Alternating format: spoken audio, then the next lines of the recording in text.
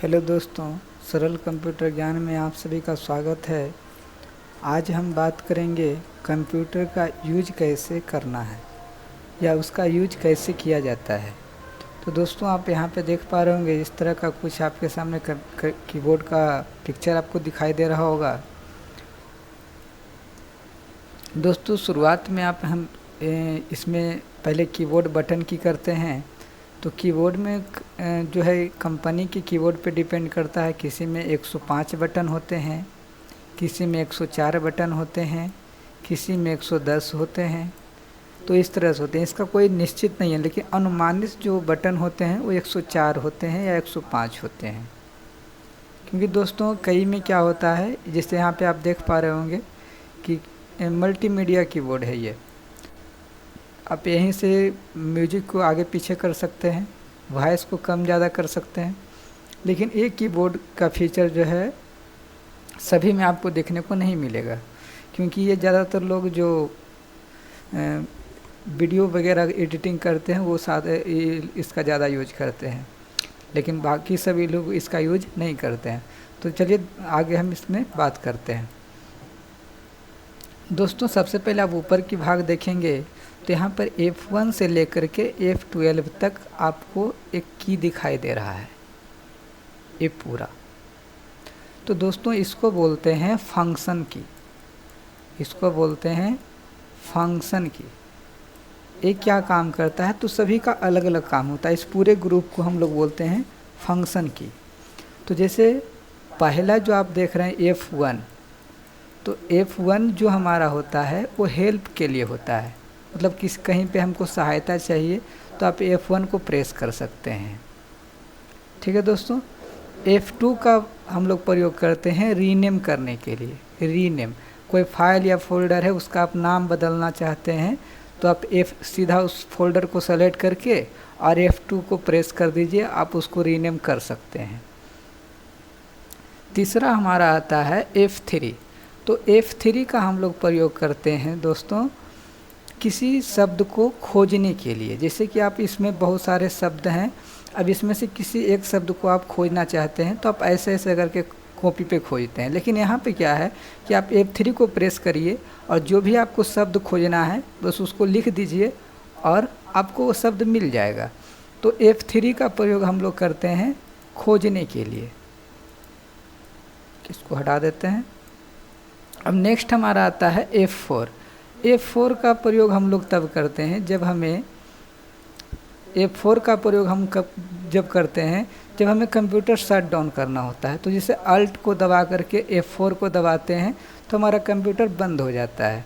तो F4 का प्रयोग हम लोग वहाँ भी करते हैं। नेक्स्ट हम चलते हैं F5। तो F5 का प्रयोग हम लोग करते हैं रिफ़्रेश। जैसे आप माउस को राइट क्लिक करते हैं फिर रिफ़्रेश करते हैं तो आप सीधा F5 को भी दबाएंगे तो आपका कंप्यूटर रिफ़्रेश हो जाता है। नेक्स्ट हमारा आता है F6। एक क्या होता है कि जब कोई किसी ब्राउज़र पे आप हैं, चाहे गूगल क्रोम पर हैं या फिर इंटरनेट एक्सप्लोरर पर हैं, और आपको जो है ऊपर सर्च बार में आपको जाना है, आपको फिर से कोई नया कंटेंट सर्च करना है, तो आप माउस को क्या करते हैं, यहाँ ले आके फिर एड्रेस बार में क्लिक करते हैं। तो आप यहाँ पे क्या करेंगे, सीधा आप अगर F6 को दबा देंगे तो आपका कर्सर ऑटोमेटिक एड्रेस बार पे क्लिक हो जाएगा, मतलब वहाँ पे आपको लिखने की अनुमति दे देगा। तो F6 से हम लोग क्या करते हैं, यहाँ से हम कर्सर को जो है एड्रेस बार में ले जाते हैं, एड्रेस बार में। नेक्स्ट हमारा आता है F7।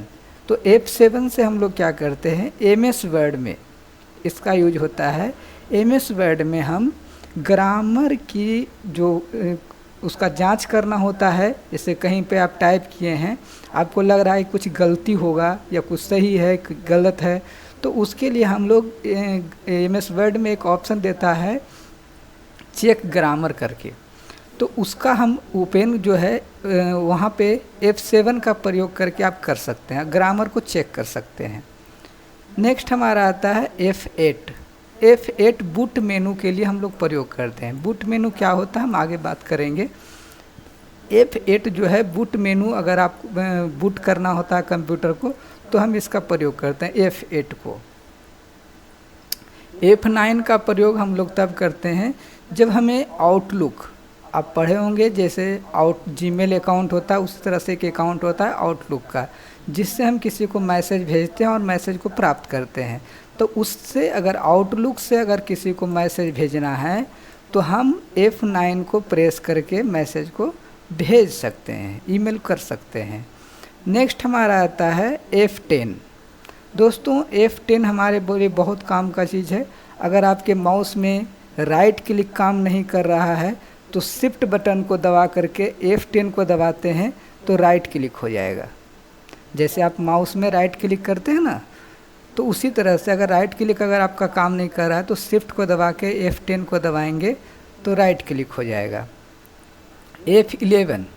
F11 जब भी आप कोई ब्राउज़र पर काम कर रहे हैं, जैसे गूगल क्रोम पर हैं या फिर फायरफॉक्स पर हैं, और आप चाहते हैं कि डिस्प्ले जो है ना हमारा वो पूरा फुल स्क्रीन में दिखाई दे, तो सीधा आपको क्या करना है, F11 को प्रेस कर देना है।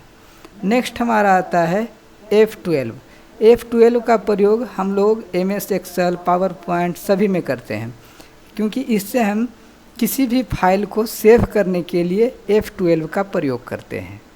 तो दोस्तों आशा है कि आपको समझ में आ रहा होगा। नेक्स्ट हम बात करेंगे, यहाँ पे आप देख रहे होंगे दोस्तों कि एक ही की में जो है डबल लेटर लिखा हुआ है, तो आप इसको कैसे लिखेंगे? तो सिंपली दोस्तों जब यहाँ पर इसको दबाएंगे तो 1 लिखाएगा, जब इसको दबाएंगे 2 लिखाएगा, इसको दबाएंगे 3 लिखाएगा। लेकिन शिफ्ट को दबा करके अगर आप 1 को दबाते हैं तो एक्सक्लेमेशन चिन्ह यहाँ पे दबाएगा। शिफ्ट दबा के अगर 2 को दबाएंगे तो आपको यहाँ पे जो है @ का सिंबल आएगा। शिफ्ट को दबा करके, इसको दबा के रखना है, छोड़ना नहीं, यानी कि यहाँ दबाएंगे फिर यहाँ दबाएंगे, इसको दबा के रखना है। जैसे किसी को मारते हैं ना तो कहते हैं बताओ मेरा पैसा देगा कि नहीं देगा, और उसको पकड़े रहते हैं, उसी तरह से इसको शिफ्ट को दबा देंगे, फिर अगर 4 को दबाते हैं तो $, का साइन आएगा। शिफ्ट को दबा करके रखेंगे, 5 को दबाएंगे तो प्रतिशत का साइन आएगा। इस तरह से आप इस चिन्ह को टाइप कर सकते हैं। तो आप यहाँ पे देख रहे होंगे सभी में जो डबल चिन्ह है, तो नीचे वाला चिन्ह को जब टाइप करना है तो सिंपली इसको दबाना है, लेकिन अगर ऊपर वाला चिन्ह को लाना है तो शिफ्ट को दबा के इसको हम दबाएंगे। तो दोस्तों समझ में आ गया। अगर शिफ्ट को दबा के 1 को दबाएंगे तो क्या होगा, अगर आपको लिखना है राम, तो राम ऐसे लिखते हैं लोग, RAM। अब इसमें क्या है कि R कैपिटल लिखना है, AM जो है बाकी सब स्मॉल में लिखना है। तो एक अक्षर के लिए हम कैसे लिखेंगे, तो शिफ्ट को दबा करके R को दबाएंगे तो हमारा R कैपिटल हो जाएगा, बाकी नॉर्मल जैसे लिखते हैं वैसे लिख देंगे। तो इस तरह से आप शिफ्ट का यूज कर सकते हैं। ऊपर में आपको दिखाई दे रहा होगा कैप्स लॉक, तो इसका दोस्तों काम क्या होता है, अगर आप लिख रहे हैं कैपिटल में लिखा रहा है तो इसको एक बार दबा दीजिए तो लाइट आपका यहाँ पर ग्लो करना बंद कर देगा। अगर यहाँ लाइट नहीं ग्लो कर रहा है मतलब सभी आपका स्मॉल में लिखाएगा। जब यहाँ पे इसको दबाएंगे तो लाइट अगर यहाँ जल रहा है तो आप समझ लीजिए कि सबका सब आपका कैपिटल में लिखाने वाला है। दोस्तों समझ में आ गया होगा। अब नेक्स्ट हम बात करेंगे टैब का। तो टैब का जनरली हम लोग ज़्यादा यूज करते हैं, जैसे फॉर्म वगैरह भरते हैं तो जैसे इस कॉलम में हमने फिल कर दिया, अब हमको नेक्स्ट कॉलम में जाना है तो टैब को प्रेस करेंगे तो ऑटोमेटिक आपका जो है कर्सर यहाँ से निकल करके अगले टैब में चला जाएगा, मतलब अगले कॉलम में चला जाएगा। तो वहाँ पर भी हम टैब का यूज करते हैं। और अगर एक्सेल में यूज करेंगे तो एक्सेल में भी इसका यूज कर सकते हैं। उसमें क्या होता है, एक सेल से दूसरे सेल में जाना होता है, तो उसके लिए भी आप टैब का यूज कर सकते हैं। अगर बहुत ज़्यादा स्पेस देना है, आप यहाँ पे लिख दिए हैं, जैसे कि आप इसको श्याम लिख रहे हैं, अब जैसे आप श्याम लिखे तो SHYAM, या फिर नेम लिख रहे हैं तो नेम लिख दिए NAME। अब यहाँ पर 2 बिंदु डाल देंगे। अब सोचते हैं कि थोड़ा सा स्पेस रहे, फिर यहाँ पे नाम लिखना है, तो वहाँ पे आप जो है टैब को प्रेस करके आप ज़्यादा स्पेस को क्रिएट कर सकते हैं। तो दोस्तों समझ में आ रहा होगा। नेक्स्ट आप इधर देखिए कि जैसे आप यहाँ पे शिफ्ट है वैसे आपका इधर भी एक शिफ्ट है। अब दोनों शिफ्ट में अंतर नहीं है, दोनों सेम है, जैसे आप इधर देख रहे हैं कंट्रोल, तो इधर भी कंट्रोल, क्योंकि दोस्तों आधा जो है पार्ट दूसरा हाथ कवर करता है, आधा दूसरा हाथ कवर करता है। तो इस तरह से जिधर से जो कंफर्टेबल होते हैं, कई लोग लेफ्टी होते हैं, कई लोग राइट से काम करते हैं, तो इसके लिए जो है शिफ्ट बटन को दोनों तरफ दिया गया है, कंट्रोल को भी दोनों तरफ दिया गया है, और अल्ट बटन को भी दोनों तरफ दिया गया है, विंडो बटन को भी दोनों तरफ दिया गया है। तो इस तरह से आप इसका यूज कर सकते हैं।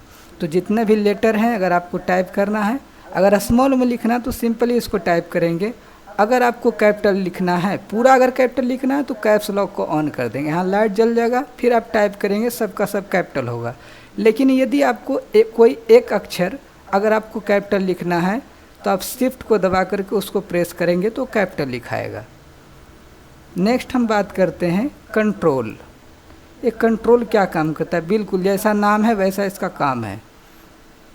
कंट्रोल का काम क्या होता है? जितना भी आप शॉर्टकट की देखते हैं, चाहे कंट्रोल सी से कॉपी, कंट्रोल भी से पेस्ट, कंट्रोल एफ से फाइंड, तो ये सब जितना भी शॉर्टकट की बनता है वो कंट्रोल का ही देन है। कंट्रोल और अल्ट, सिस्टम बंद करना है अल्ट प्लस F4, मतलब अल्ट को दबा के रखना है, इसको नरेटिव दबाते रहना है, फिर आपको F4 को दबाना है।